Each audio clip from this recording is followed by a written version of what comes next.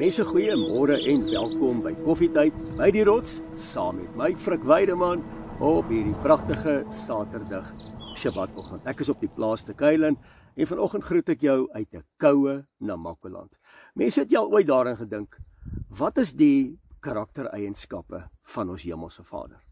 So in die week, een oggend word ek vroeg wakker en ek gaan na my kantoor toe. En my Bybels is almal toe. En ek vat 'n stuk papier en ek vra vir Vader, Abba, openbare my asseblief. Wat is u karaktereienskappe? Want ek wil dit vir mense begin bid. Ek wil dit vir my bid. Ek wil dit vir my vrou bid. Openbare my, wat is u karaktereienskappe? Het jy al ooit daaraan gedink, wat is Vader se karaktereienskappe? Wat wil hy hê moet ons wees in hom? En toe besef ek verder toe ek hierdie goed begin skryf, maar ek en jy is sy tempels.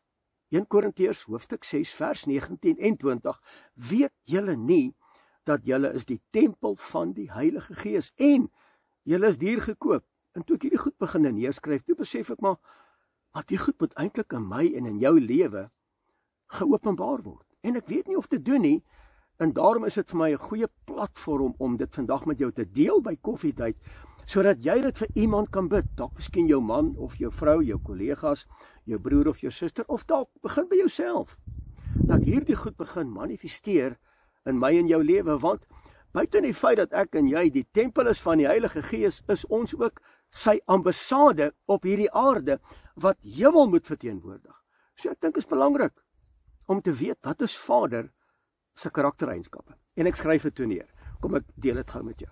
Vader beskerm en hy bewaar. Nou elke aand sit ek en Amelia by ons tafel in die kombuis en sê ek, Abba, dankie. Dankie dat u ons beskerm en bewaar het. Dankie dat u ons weerhou het van die dood, die pes, die onheil en die siekte. Vader, aan u kom toe die eer, die lof en die aanbidding van ons harte. So hy beskerm en hy bewaar. Hy beantwoord gebed. Hy versoen mense met mekaar en hy gee vrede. Nou, omdat ek en jy sy tempel is, moet ek en jy dit ook doen.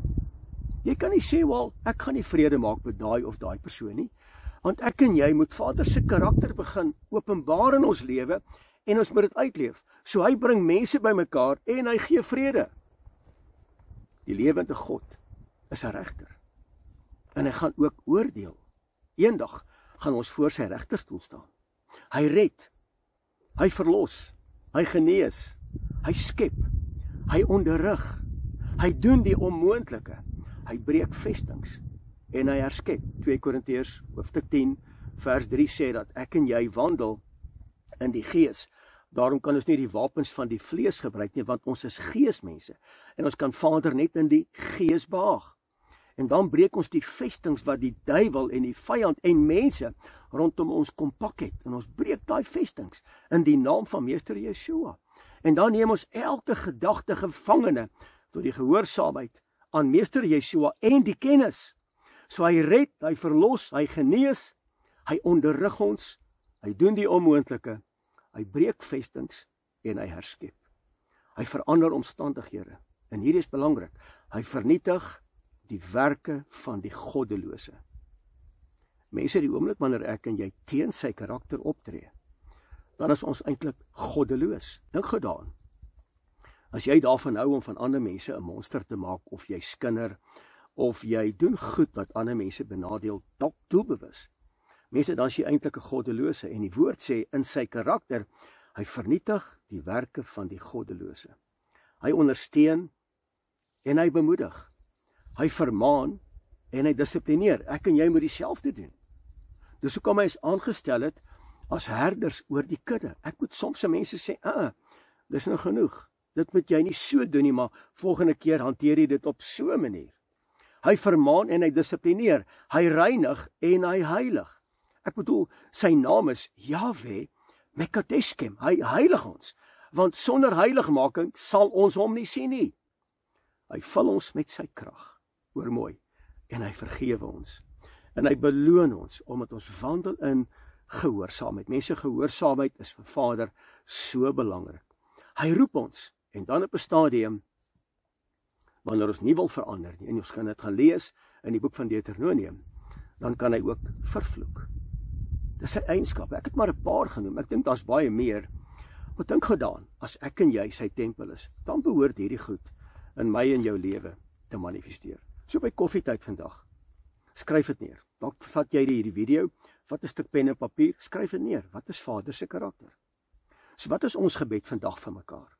Ek bid vandag dat die lewende God se karakter in jou lewe geopenbaar sal word.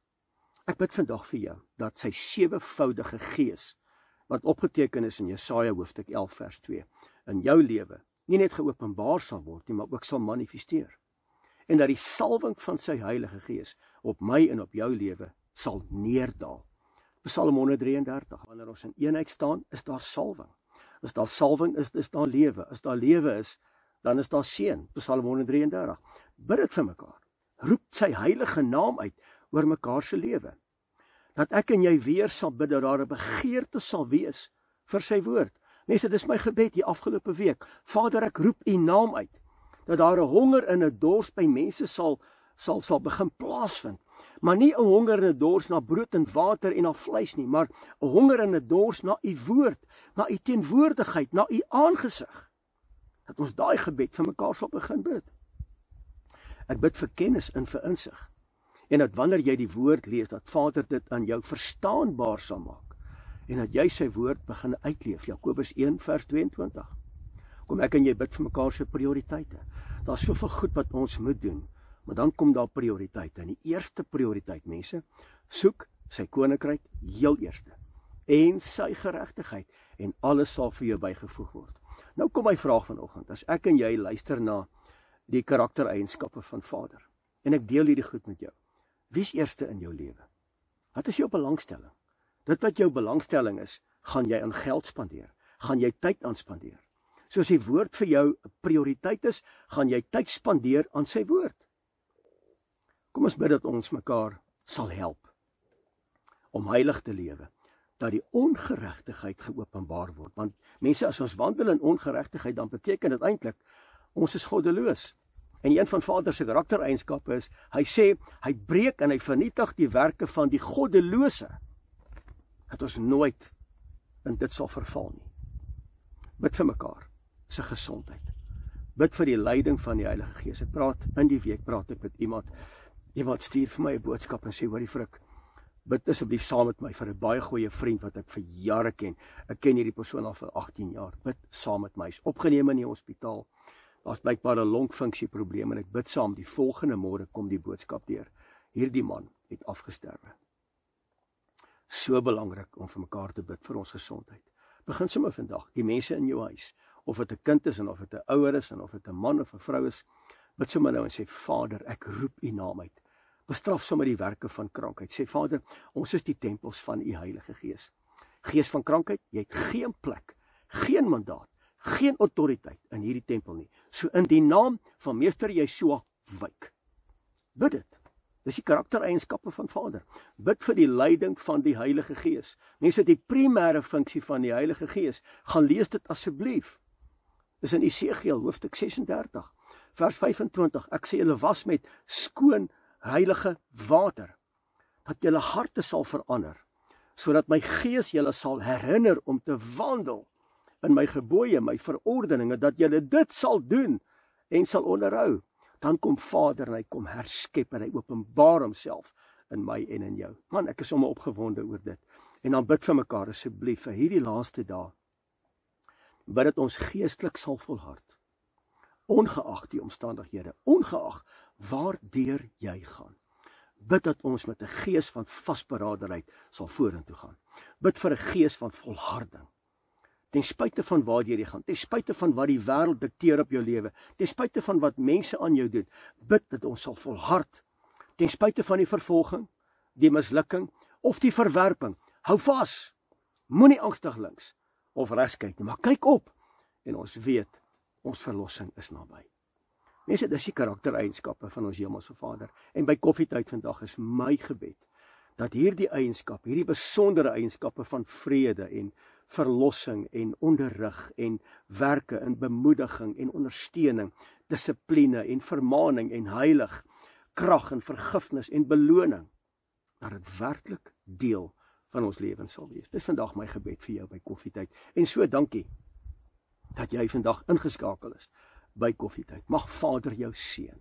Mag jou ingang en jou uitgang geseënd wees. Mag jy guns geniet by hom en by mens, en dat jy met jou mond en jou tong sal bely oor die grootheid en die goedheid van ons hemelse Vader. Tot 'n volgende keer, van my kant Frik Weideman, Koffietyd by die Rots, en Shalom.